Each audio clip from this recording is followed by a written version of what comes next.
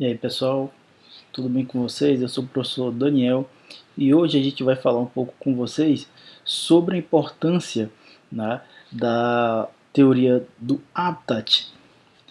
Por quê? Porque quando a gente pensa em biodiversidade, a teoria do Habitat Template, né, desenvolvida por Suffield, é uma importante linha que é seguida para explicar as diferenças que a gente observa quanto ao padrão de distribuição das espécies, tanto em termos espaciais como temporais.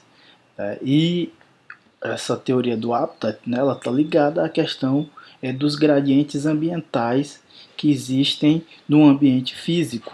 Então, para saber mais um pouco, segue aí o vídeo. Pessoal, para a gente analisar essa questão relacionada ao ambiente físico, né, o habitat, nós vamos aqui ver qual é a pergunta que vai nos guiar sobre essa questão. Então, seria o seguinte: os gradientes ambientais, o habitat físico, pode ser modificado pelo uso do solo e pelas estações? Para responder essa pergunta, então, a gente vai se basear em algumas publicações científicas. A primeira delas foi essa, né, publicada na revista Environmental Monitoring and Assessment. Esse trabalho, né, ele buscou avaliar se o chamado índice de integridade de habitat tinha um potencial para substituir as avaliações de variáveis físico-químicas como, né, uma ferramenta para avaliar a qualidade da água. Os autores plotaram uma PCA no qual foi possível observar o seguinte: que riachos com maior integridade são os que possuem esses círculos maiores, e eles estiveram mais associados com uma maior vazão dos riachos. Já quando se considera outras variáveis ambientais, não ficou bem estabelecido essa associação. Mas então, como ficou mais estabelecida essa associação entre vazão e integridade, foi realizado uma regressão com essas duas variáveis. E o que é que se observou? Se observou que quanto maior é a integridade de hábitat, maior é a vazão dos riachos, né? Apontando para uma tendência de que o habitat físico, de acordo com o uso do solo que ele apresenta, vai se modificar os gradientes ambientais. O próximo trabalho a subsidiar as nossas evidências, esse trabalho publicado nessa revista chamado Fishers, né, onde os autores buscaram verificar a influência do uso do solo, né, nas bases hidrográficas sobre a qualidade do habitat e a integridade biótica, né, dos riachos. Tá?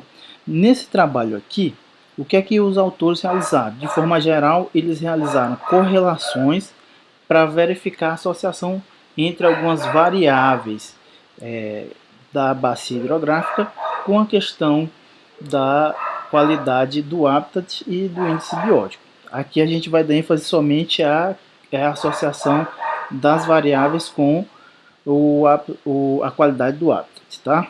Então, a primeira aqui foi a questão da cobertura florestal. Então, na correlação, a gente consegue observar aqui que, à medida que aumenta a cobertura florestal, né, a montante, ou seja, mais próximo à cabeceira do rio, maior é a qualidade do habitat. Tá? Nesse trabalho aqui, quem posteriormente acessar, porque eu vou deixar o link, vai ver que eles usaram aí, se eu não me engano, 28 variáveis ambientais, tá? Para fazer esse índice, né, para gerar esse valor desse índice chamado de score de habitat. Tá? Além disso, eles usaram também a cobertura urbana. Então, quando se verificou a questão da cobertura urbana, eles viram que existe uma associação, que à medida que aumenta a cobertura urbana, vai havendo uma redução da qualidade do índice de qualidade do habitat. Então aqui foi inversamente proporcional, né? À medida que aumenta a urbanização, você tem uma redução na qualidade do habitat. Outro elemento que eles usaram foi a cobertura, né, do uso para a agricultura.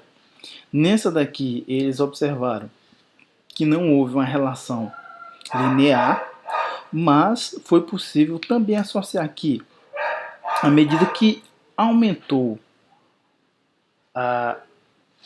o uso da terra para a agricultura, houve uma redução na qualidade do habitat, né, indicando mudanças aí nesses gradientes. Né, os gradientes dos ambientes com menos uso para a agricultura diferiram, né, desses da agricultura, mas no sentido, né, que a gente está vendo que reduz a qualidade.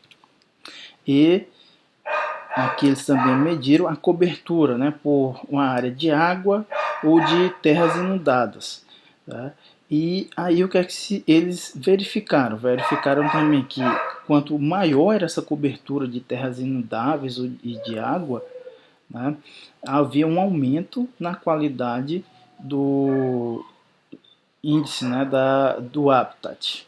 Tá?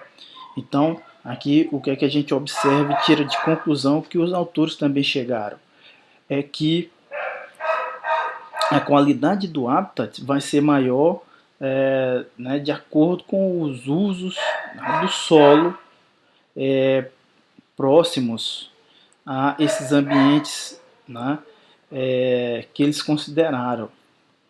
E que principalmente o uso da questão do uso, levando em consideração toda a bacia hidrográfica, ela é um melhor preditor do que quando você usa apenas características mais locais dos riachos. Agora, né, pegando ali, a gente viu questões espaciais. Aqui a gente começa a ver mais o efeito das estações, ou seja, uma ideia de sazonalidade sobre essas variáveis ambientais, né, esses gradientes. Então, aqui a gente vai usar esse estudo que foi publicado na revista Neotropical Entomology, onde eles avaliaram, né, o efeito das variáveis ambientais e da integridade do habitat sobre a estrutura dos insetos aquáticos. Aqui a gente destacou somente a PCA, que avaliou a questão dos gradientes nas variáveis físico-químicas e estruturais do riacho. Tá? Então aqui, nesse trabalho, se observa que foi feito, né, coletas no período seco e no período chuvoso. Tá? E quando se observa aqui, a gente vê a dispersão, né, dos pontos amostrais em relação a esses gradientes ambientais. Tá? E aqui, olha, a gente pode observar uma tendência que é, por exemplo, que dependendo da estação, né, olha só, da estação, você no mesmo riacho pode observar uma grande diferença nesses gradientes.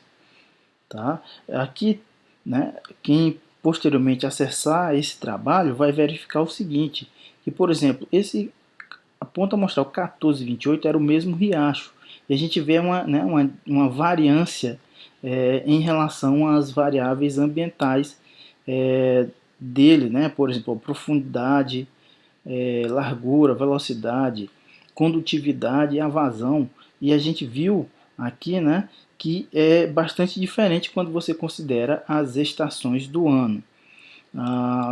Então, outros amostras também que se forem observadas aqui, que são dos mesmos riachos, vão mostrar exatamente que existe, até mesmo considerando sendo o mesmo local, mas dependendo da época do ano que você coleta, vai ser bem diferente o gradiente ambiental desse local. né? Novamente aqui a gente pode observar uma tendência de que os usos do solo também podem ser elementos importantes, porque se você tiver acesso ao trabalho e observar, você vai ver que riachos com diferentes usos do solo aqui vão ter diferenças, né, com relação a essa estrutura ambiental, né? Por exemplo, riachos que tinham menor cobertura vegetal, eles aqui se apresentaram com maior variância dessas variáveis físico-químicas e estruturais quando se considerou o período, né, estacional. E outro trabalho para subsidiar a nossa pergunta e chegar a alguma conclusão é esse aqui que foi publicado na revista chamada Acta Brasiliensis, né? Esse trabalho aqui ele avalia a heterogeneidade espaço-temporal e ambiental, né, de igarapés em um ecótono. Tá? Nesse trabalho, o que é que acontece? Os autores pegaram variáveis físico-químicas de um conjunto de riachos dentro de uma área de proteção ambiental durante um período de 4 anos. E aí eles plotaram, né, aqui a gente pode ver, essa PCA. E o que é que eles observaram? Que foram formados grupos, tá, que, por exemplo, grupos dos riachos e suas características ambientais, né, os seus gradientes, que ficaram agrupados aqui do ano 2012 e 2013, e outros que ficaram aqui 2014 e 2015. Né? Esses agrupamentos foram avaliados através de uma permanova, né? um teste multivariado, e com P, né, menor do que 0,05, os autores identificaram que os gradientes ambientais entre, né, esses grupos diferiu, né, apontando, né, que em uma escala temporal, e considerando também estacionalidade, ocorrem mudanças nesses gradientes ambientais. Então, considerando a nossa pergunta, a gente observa que o habitat, né, o habitat físico, o ambiente físico, ele vai modificar as suas variáveis ambientais, tanto espacialmente quanto temporalmente. Tá? Então, existem evidências que apontam para essas características de mudanças nesses gradientes ambientais, de acordo com os diferentes usos do solo e com a temporalidade. Então, isso é um indicativo do efeito possível que esse habitat vai gerar na diversidade de espécies quando a gente considera, né, a distribuição deles no ambiente. Então, pessoal, é isso e até a próxima.